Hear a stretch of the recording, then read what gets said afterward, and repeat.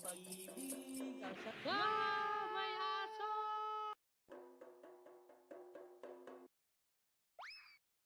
Kamusta kayong lahat? At dahil December na ngayon, bigla ko tuloy naalala ang mga ginagawa namin noon. At isa sa talagang pinaghahandaan namin kapag ka December ay ang mga ruling. Dahil nga sa pandemya ngayon, hindi pinapayagan ang mga ruling. Pati mga bata hindi pwedeng lumabas. Kaya ngayon, pag-usapan natin yan. Masaya kasi ito, lalo kasama mo ang mga kaibigan mo. At kayo mismo ang gagawa ng mga instrument ninyo na gagamitin sa pangangaruling. At isa sa instrument na gagamitin natin ay tambol na lata. Sa paggawa ng tambol na lata, narito ang kakailanganin. Lata, syempre, plastic. Maraming pwedeng gamiting plastic. Pwedeng kaibigan mo.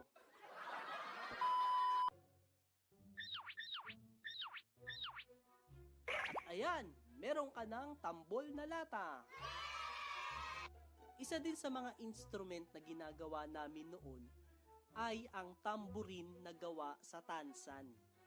Sa paggawa ng tamburin na tansan, narito ang kakailanganin. Tansan, syempre, at alambre. Sa paggawa, kailangan pipipiin mo ang tansan at bubutasan sa gitna. Humingi ng tulong sa mga nakakatanda. Sabi nga ng kasabihan ng mga tamad, kapag kaya ng iba, ipagawa mo sa kanila.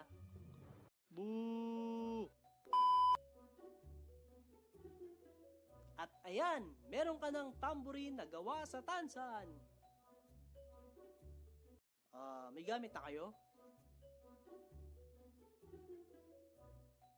Ayos! Mangaruling na tayo! Sa may bahay ng aming bati, Merry Christmas na malati. Ang pag-ibig ang siyang hari, araw-araw ay magiging Ito, mga bata. Wow! Thank you, ang babait ninyo, thank you. Ayos, makakabili na ako ng sasakyan. Oo nga, ako bibili ako ng bahay. Panis kayo sa akin, ang bibiliin ko, mga robot. Tara, lipat ulit tayo sa kabilang bahay.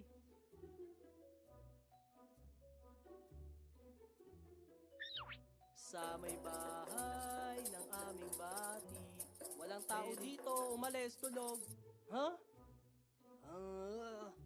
Thank you, ang babarat ninyo, thank you. Wala namang binigay sa atin.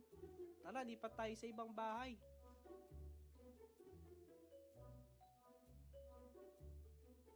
Dito, mukhang magbibigay to. Teka, may nakasulat. Sa mga nangangaroling, patawad. Seryoso? Oo. Patawad daw. Di pa tayo na ibang bahay. Doon, no?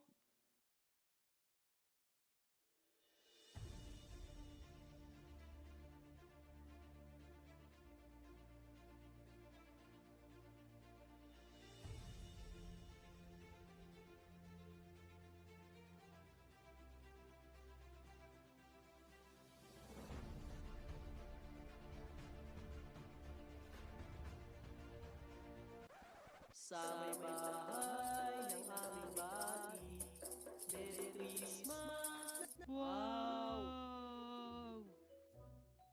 Thank you! May malaking aso, takbo! Huwag ka matakot, hindi nangangagat yan. Mama!